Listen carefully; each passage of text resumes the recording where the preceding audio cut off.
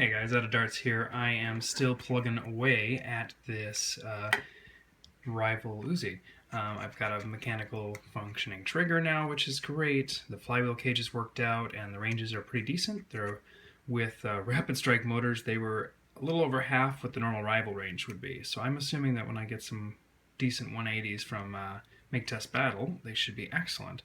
Right now the magazine loads here. The battery and everything will go in the rear. I've made this little switch holder which slides in, and then there will be a switch right here.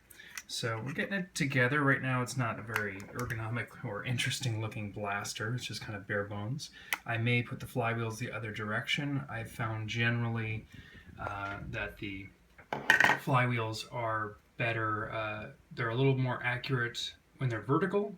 When they're like this, horizontal, the range is a little more consistent. And I think that has to do with the flywheels being mismatched, but I'll definitely do some extended testing. We're getting close on this guy. I have about 10 different ideas I want to do on this. One is going to be a version where this comes off, and this has a rail on the bottom, and this will mount on any existing blaster, just to a Nerf tack rail or to an end strike rail, I guess. So more than likely that'll mount right on top of a blaster and be a little add-on with probably a separate battery pack, or wire it to your existing one. Another option I would like to do is a wrist mount, because this is pretty low profile, so I think we could make a pretty good wrist mount here with some sort of electrical trigger in your hand, so you could operate a normal blaster while doing that. I will also probably do a wrist mount version that hooks up to my backpack and run the hose up my arm. And let's see, what else do I have planned here? I'm going to put a couple of them together so I can shoot more than one at a time, because I think that's going to be hilarious too.